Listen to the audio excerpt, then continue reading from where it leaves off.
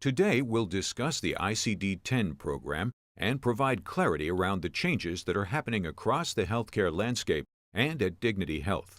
We'll cover some of the benefits associated with the transition from ICD-9 to ICD-10, explain how improved clinical documentation will be critical to reimbursement, and what we're doing as an organization to set you up for success as we make this change. We'll touch on the work being done around training and education and what you can expect in the coming months. We'll also provide you with an overview of how we aim to implement ICD-10 at our facilities and the important roles we each play to ensure our shared success. But first, let's all pause for a moment of reflection. Coming together is a beginning. Keeping together is progress. Working together is success. Henry Ford. The transition from ICD-9 to ICD-10 represents one of the largest initiatives ever undertaken at Dignity Health. More than 45,000 Dignity Health associates will need to know about ICD-10. Of those, an estimated 12,000 will require job-specific training to prepare for this transition. The tools and applications that enable each and every one of us to do our jobs will be updated to accommodate the new and increased code set. This means that many of us will need to learn how to do our jobs differently. ICD-10 will replace ICD-9, the current system, which has been in use throughout the U.S. since 1979. While ICD-9 is outdated and antiquated, it's also unable to effectively assign new codes describing rapidly changing medical treatments and technological growth. It also has limitations that don't allow us to accurately report and track health status and trends. For ICD codes to be effective and valuable, they must accurately describe diagnoses, illnesses, and medical procedures. Making the transition from ICD-9 to ICD-10 will allow Dignity Health to accurately identify patient diagnosis and medical procedures for the billing and reimbursement of healthcare services. The accurate and timely use of ICD codes ensures smooth reimbursement procedures for healthcare providers like Dignity Health. Any delays may have a serious financial impact on a hospital or healthcare provider. The magnitude of the ICD-10 codes versus the ICD-9 codes make this effort significant to everyone who uses the codes. Essentially, the transition to ICD-10 is changing the way all U.S. healthcare providers, as well as payers like insurance companies, Medicare, Medicaid, and Medi-Cal, approach patient diagnosis, documentation, and billing. Because of the increase in information provided per code, it is natural for the total number of codes to increase. However, the new code set represents an increase of over 800%. Structural changes within ICD-10 will also provide increased specificity and information. For example, many codes now include a character to indicate differences in laterality, right leg versus left leg, right arm versus left arm, and so forth, as well as provide more clarity around the differences in severity and around a single first occurrence versus multiple second occurrence. As mentioned on the previous slide, the transition to ICD-10 will include both diagnosis and procedure codes. The diagnosis codes are used to identify the reason a patient was admitted to the hospital and any conditions that the patient may have.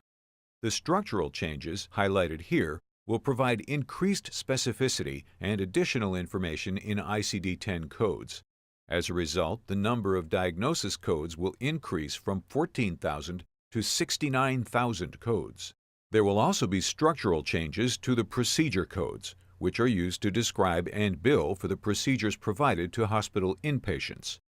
The number of procedure codes is increasing from 4,000 in ICD-9 to 78,000 in ICD-10. In this instance, the concern is not only the magnitude of the increase in codes, but the documentation specificity required by physicians as well. The change to ICD-10 will not only generate more detailed healthcare data, but it will also increase the flow of specific, viable data that will improve medical communication, which could contribute to advanced disease protocols and clinical pathways. ICD-10 is also more reflective of the scientific advances that have occurred in medicine over the last 30 years. The code descriptions better describe the gravity of a patient's illness which in turn will facilitate validation of a patient's condition in support of utilization of goods, services, and complex procedures. On a more individual level, ICD-10 will help physicians create an electronic trail of evidence to receive proper credit and payment for the high quality of care they provide.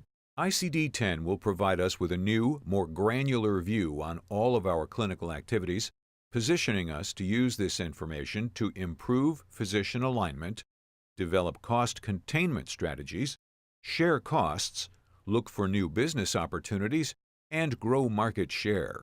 Through our ongoing collaborative efforts to prepare Dignity Health for the transition to ICD-10, we've started to execute our training plans. Executing these plans in the right way is imperative, as the potential cost of focusing training on the wrong codes is staggering. Advisory board experts estimate that suboptimal performance under ICD-10 could yield as much as $2.5 million in annual revenue loss for the average 250-bed hospital. Of this total, more than half can be attributed to coding underperformance, according to ICD-10 Compass White Paper, 2012. And at a time when many other forces, ACO growth, Medicaid expansion, pay for performance, threaten our bottom lines, the stakes are high to get ICD-10 right. We truly recognize the importance of setting our people up for success by developing training and resources that are tailored to meet their educational needs. Dignity Health is contracted with PricewaterhouseCoopers to develop and implement detailed education plans for our physician partners. We've also contracted with Optum to engage all of our impacted stakeholders in online ICD-10 training activities. This slide depicts the various levels of education and training that the program will provide to our impacted audiences. Level 1, an overview that provides high-level education of the ICD-10 mandate to ensure the learner has baseline knowledge of why the industry is moving from ICD-9 to ICD-10. In this level, we'll also touch upon the benefits and challenges associated with the transition, as well as a timeline and overall impacts to various systems and workflows. Level 2, this knowledge-based approach is intended to provide a deeper understanding of the ICD-10 code set. Content will vary dramatically based upon an individual's job description. Level 3, on-the-job training will help transition learners from a structured classroom or e-learning environment into one that allows them to apply the knowledge obtained throughout the training levels to their specific role. This slide takes a deeper dive into the various learning levels, helping define what they mean to our impacted audiences. For example, Level 1 and Level 2 are the primary responsibility of ongoing communications as they focus on high-level understanding of the potential business impacts surrounding the transition to ICD-10, in addition to understanding the intricacies of the new code set.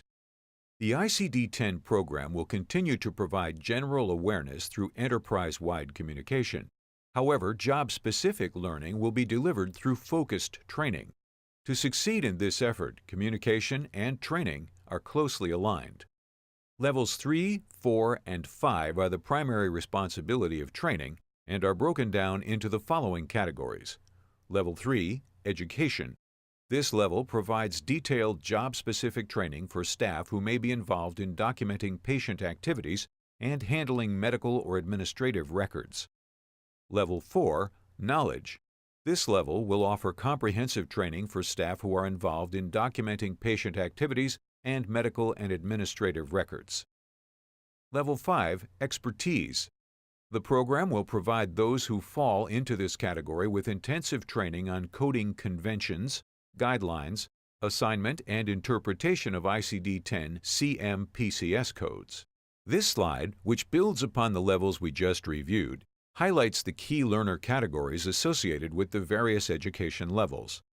Detailed training plans are forthcoming and will be shared based upon your particular learner category.